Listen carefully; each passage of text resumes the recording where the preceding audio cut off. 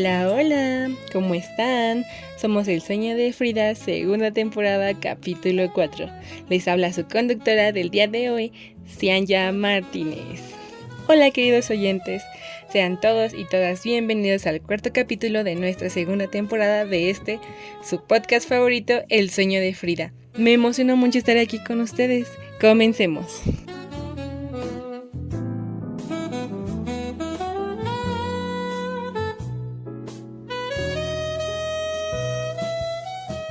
Espero estén teniendo un buen día y les esté yendo bien desde donde nos escuchen. Mi nombre es Cianya Martínez y les pido que se pongan cómodos ya sea que estén en el trabajo, en el tráfico, desde sus casas o de donde nos escuchen, que esto va a comenzar. Muy bien, el día de hoy tenemos una invitada muy especial, con la cual tocaremos temas de suma importancia. Con ustedes, Marlene Barragán. Aplausos, por favor. Hola Marlene, ¿cómo estás? Hola, buenas tardes, muy contenta de acompañarles en este podcast. Qué bueno. Hoy tocaremos temas de suma importancia y pues nos gustaría conocerte un poquito más. Cuéntanos un poco sobre ti. Hola, mi nombre es Marlene. Yo actualmente ejerzo la promotoría cultural. Estudié trabajo social en la Universidad Nacional Autónoma de México. Tengo una maestría en el mismo campo y mis temas de estudio son sociedades interculturales diversas, promoción cultural y pues eso es en torno a lo que he trabajado un poco. ¿Y cómo es tu ejercicio profesional?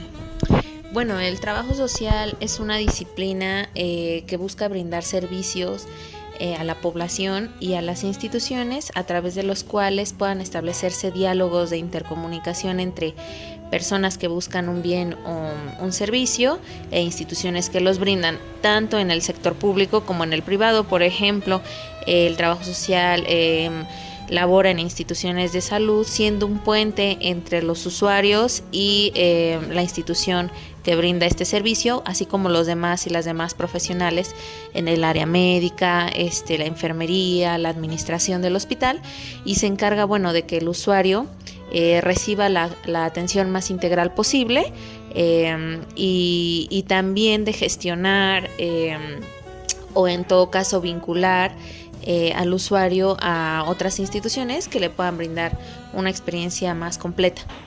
Ok, Marlene. ¿Y a lo largo de tu trayectoria has trabajado con alguna asociación como lo es El Sueño de Frida?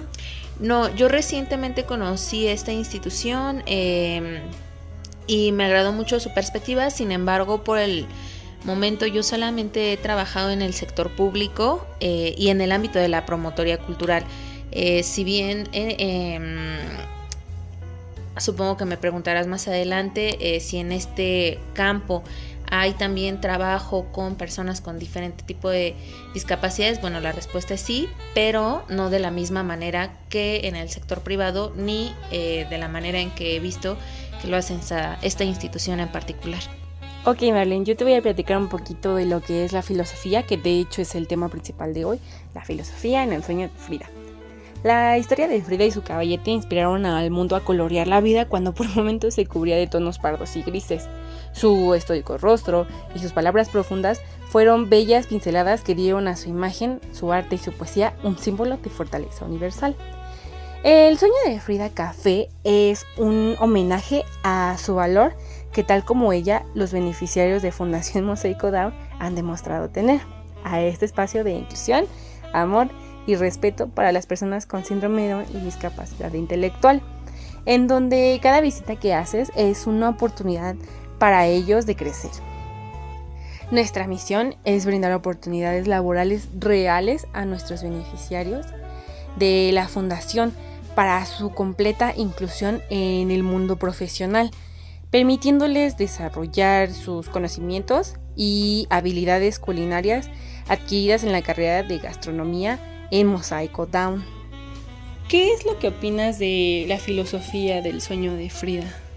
Bueno, desde luego que mis opiniones van a ir mediadas por mi perspectiva con relación esto a que, en el sector cultural es muy importante hablar de que, por ejemplo, ¿no? En el proceso de capacitación en un arte o en un tipo de artesanía, tú para volverte artesano o artista, es importante que, por ejemplo, las políticas públicas, los programas, si bien te brinden la oportunidad de capacitarte en cierto tipo de área, pues también brinden la posibilidad de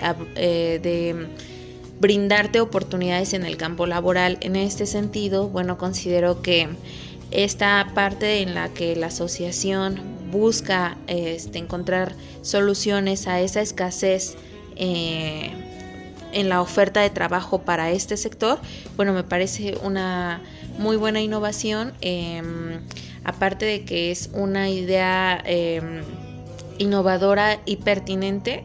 Me parece que lo hace desde una perspectiva adecuada al hablar de una inclusión completa de los miembros de esta comunidad en la sociedad, al hablar de la autonomía económica como un punto muy importante que complementa a la autonomía personal.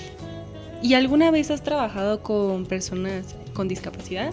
Sí, bueno, a mí otra de las cosas que me agrada en la presentación en redes y en la página oficial de esta propuesta es que manejan apropiadamente como el uso de conceptos que dan cuenta de la perspectiva desde la cual trabajan, por ejemplo, necesidades específicas, inclusión, etcétera.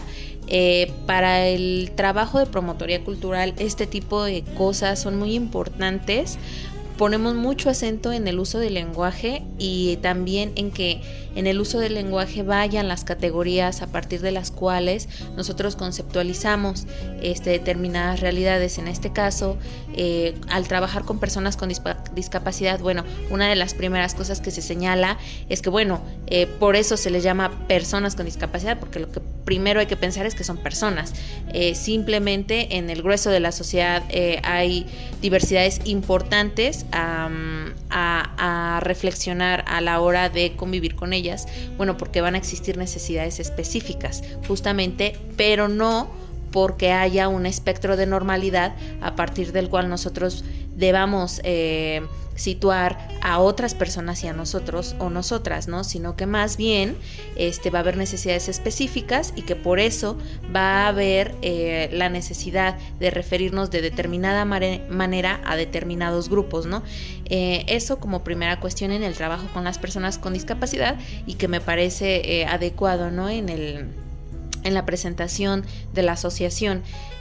Una siguiente cuestión es que, bueno, en el trabajo con personas con discapacidad, bueno, la perspectiva integral es importante, ¿no? No solo hablar, por ejemplo, de modelos médico-rehabilitadores, como es el caso de instituciones como el Teletón, que van a estar arrastrando este modelo que tiene su auge después de la Segunda Guerra Mundial, ¿no? Cuando regresan veteranos de guerra y entonces el interés del gobierno en como honrar a estas personas hace que empiecen a desarrollarse modelos de atención a personas que quedaron con discapacidades motrices, físicas, intelectuales, cognitivas o sensoriales.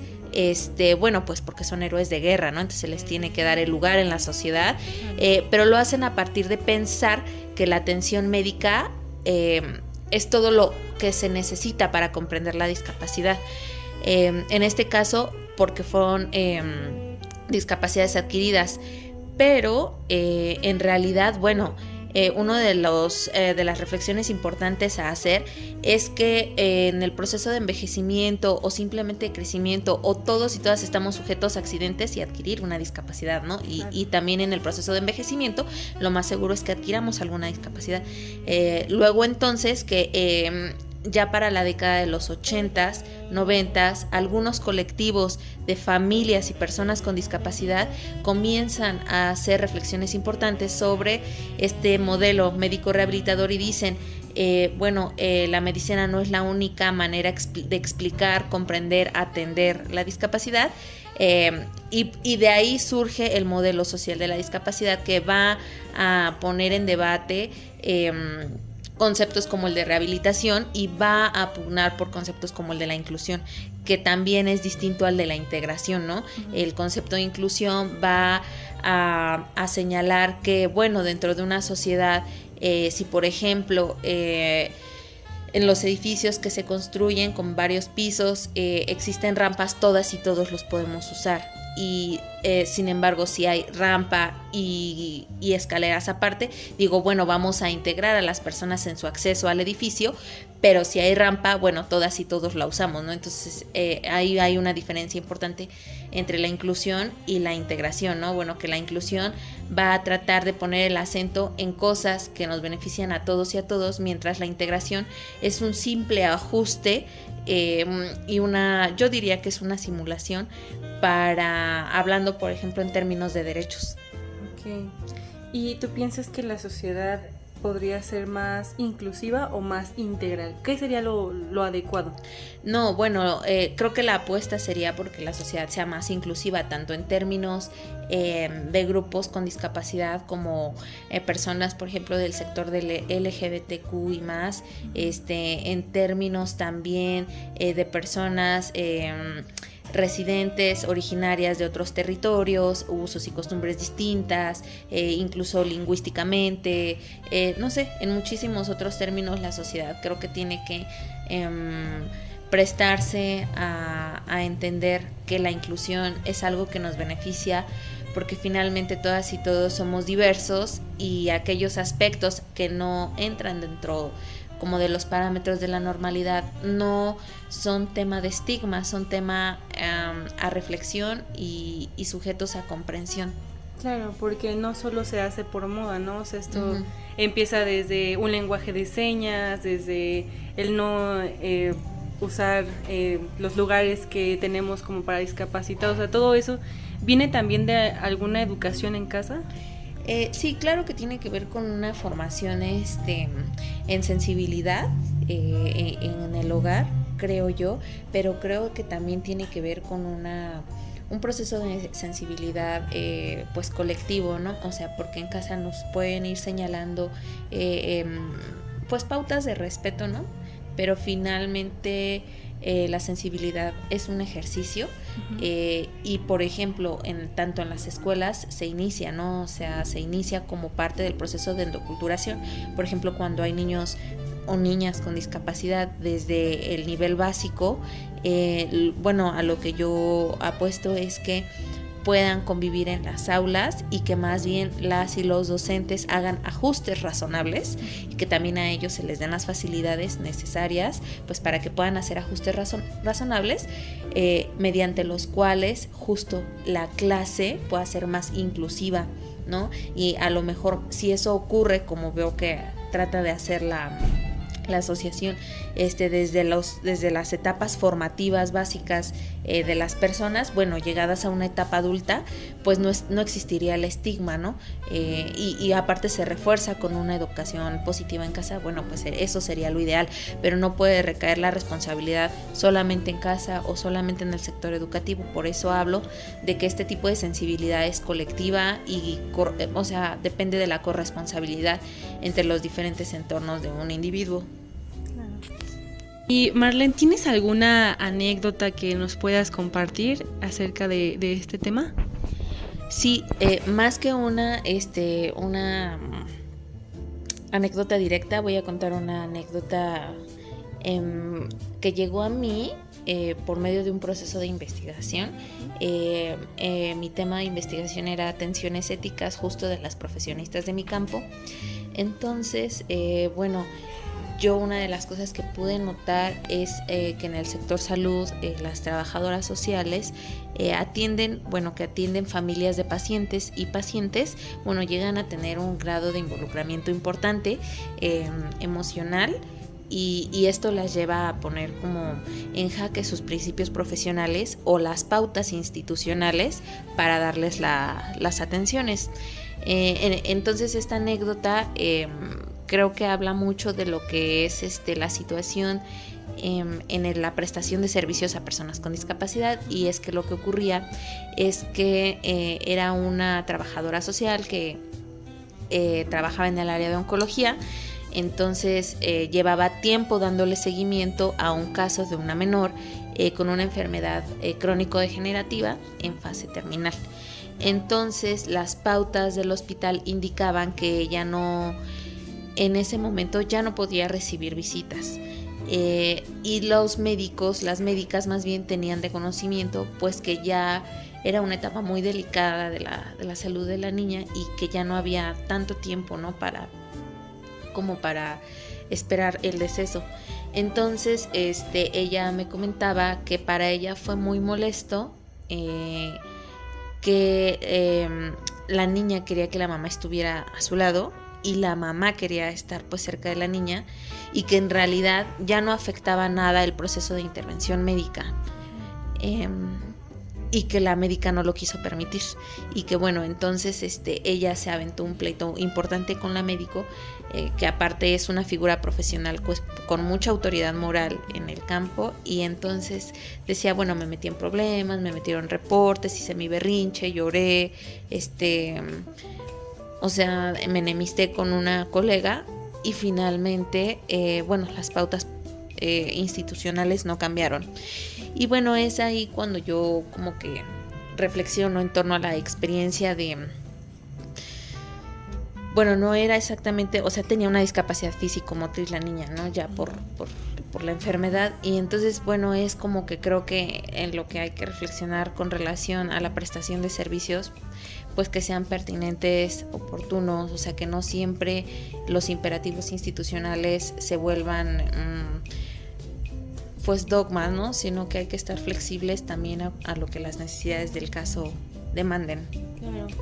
Y a ustedes como profesionistas, yo en un capítulo anterior en la temporada 1 hablaba sobre la sensibilización y de cómo ciertos trabajos tienes que tener a veces una nula sensibilización porque necesitas realizar tu trabajo profesional como tal.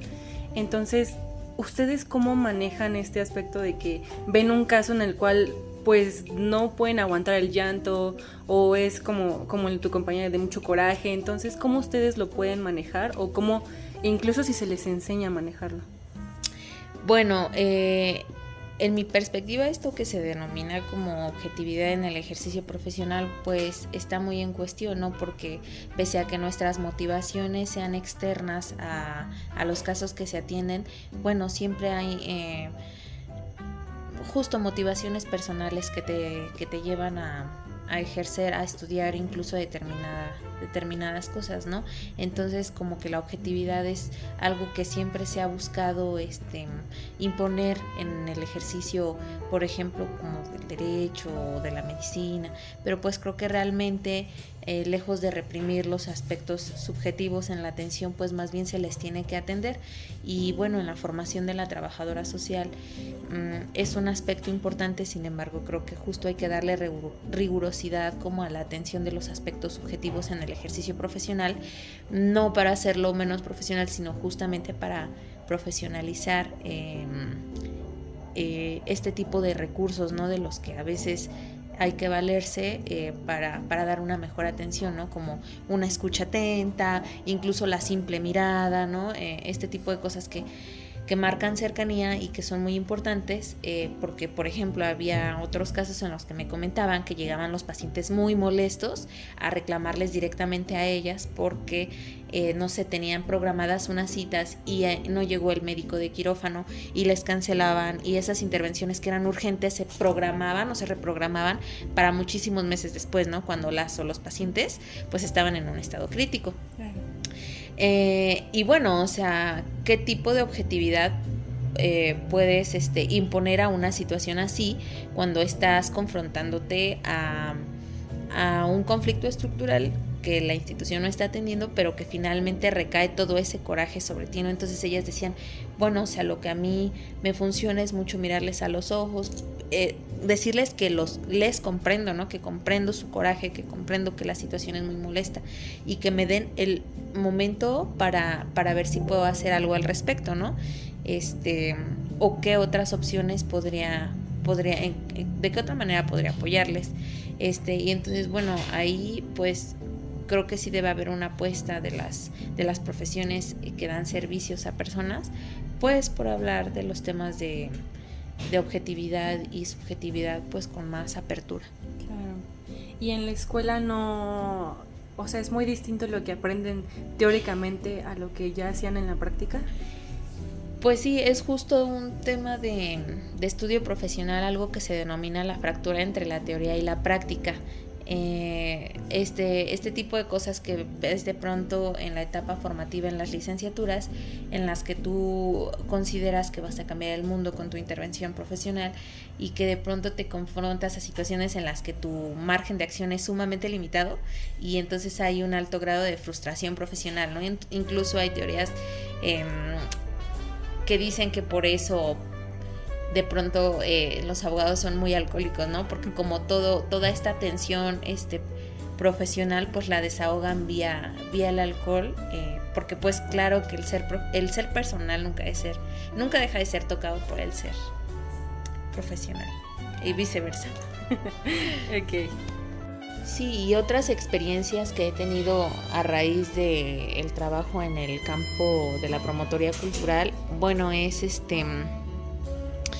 que se ha atendido a población muy diversa y que de pronto también hay un estigma importante, si bien en relación a todas las diferentes formas de discapacidad como la motriz, la auditiva o la visual, una de las más difíciles en mi perspectiva de acompañar o así es la discapacidad psicosocial.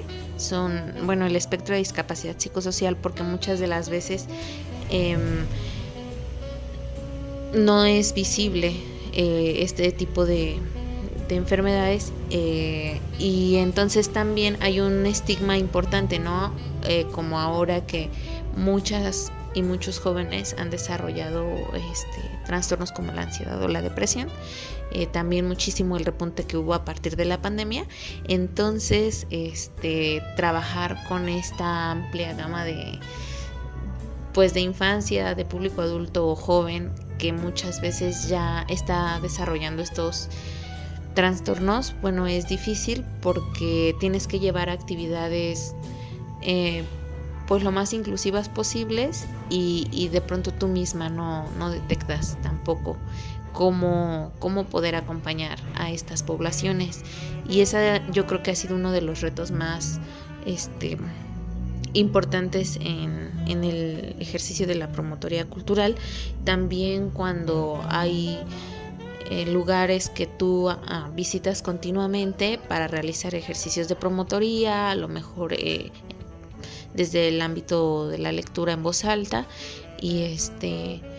y vas como la gente va abriéndose a ti y te empieza a platicar sus situaciones personales, y bueno, como tú estás brindando un servicio y vas conociendo a la gente, de pronto también puede haber como relaciones un poco de dependencia, pues porque como te comentaba, ¿no? La escucha, la compañía, pues son factores muy valiosos para personas pues que se encuentran en situación de vulnerabilidad, y entonces eso también es un trabajo que demanda mucha energía y que no está visible en la mayoría de las instituciones sociales que acompañan personas con discapacidad, desde las instituciones pues gubernamentales hasta las instituciones como la familia, ¿no? Caremos de mucha paciencia para acompañar los procesos de vida de estas personas. ¿Y para ti juega un papel importante lo económico, la situación económica? En la atención integral a las personas con discapacidad, llámese en el ámbito educativo, médico o de cualquier ámbito, considero que pesa demasiado, igual que en la mayoría de los aspectos de la vida y para cualquiera de los sectores poblacionales. Creo que hay una importancia significativa en lo interseccional, o sea, cuando se cruzan condiciones de género, condiciones de clase a una situación de vulnerabilidad, bueno, la dificultan muchísimo más. Incluso hay esto que denominan el espiral de las desventajas, ¿no? Que si tú eres una mujer que perteneces a la comunidad LGBTQ y más, y que encima tienes una discapacidad y eres una mujer de un pueblo indígena, bueno, tu umbral de vulnerabilidad social es altísimo. Entonces, para mí, la condición de clase es fundamental en todo el proceso de atención a la persona y también de la compañía y apoyo que le pueda brindar la familia, porque bueno, o sea, muchas de las veces, y es bien cierto que pues que el dinero no lo compra todo, también si no hay disposición de la familia pues por hacer un trabajo pues de acompañamiento para el crecimiento personal, bueno, claro que va a haber dificultades, pero no van a ser las mismas dificultades que encuentre a lo mejor una persona con discapacidad, un niño con discapacidad o una niña en un entorno familiar pues con serias dificultades, tanto pues como económicas como de movilidad social.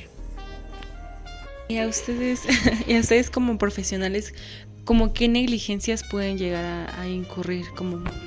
Bueno, en la atención a personas con discapacidad hay muchísimas, también va a depender mucho del sector en el que se trabaje, educativo, penitenciario, en instituciones privadas, pero creo que lo principal y básico para todas las trabajadoras sociales, bueno, es que se preste un servicio inclusivo, como te comentaba en un inicio, o sea, también hay una discusión importante en torno al tema de la autonomía, en el que, bueno, se está apuntando a que ellos y ellas ya sean sujetos en la toma de decisiones sobre sus tratamientos y sobre sí mismas. Que no todas las decisiones las tome la familia. Entonces, por ejemplo, de pronto puede haber diferencias importantes entre profesionales, a lo mejor de generaciones anteriores, a las chicas más jóvenes, ¿no? Que ya han estado empapándose de estas discusiones pues teóricas, pero ahí implica también, por ejemplo, uno de los principios profesionales, que es el de actualización constante, ¿no? Por eso es importante que profesionales con muchos años de ejercicio, si bien tienen mucha experiencia y tenemos mucho que aprender de ellas y ellos, también no solo por temas de actualidad digitales o así, sino que también los discursos en torno a la atención a grupos vulnerables se van actualizando, y este tipo de usos de lenguaje, normativas, etcétera, bueno, pues también se tienen que ir tomando en cuenta. Y a ustedes como trabajadoras sociales, si les llega a llegar un caso de chicos con discapacidades, ¿cómo funciona? ¿Ustedes los canalizan a fundaciones como El Sueño de Frida o en qué consiste? Bueno, eso va a depender del sector y la institución en donde trabajes, porque muchas de las veces las instituciones van a tener pautas específicas para que tú puedas canalizar a los usuarios o pacientes a otras instituciones. Pues muchas gracias por estar aquí. ¿Tienes algún otro comentario, algo que quieras compartir por último? No, les agradezco mucho que me hayan tomado en cuenta. En realidad no soy especialista en el tema de la discapacidad o la atención a personas con discapacidad. Simplemente creo que pues parto como de la información básica y necesaria que todo profesional en ejercicio debería tener, pues para brindar servicios inclusivos, no excluyentes. Entonces pues les agradezco mucho también que ustedes se abran a este tipo de diálogos y quedo atenta para cualquier comentario. Les agradezco mucho. Muchas gracias, Marlene.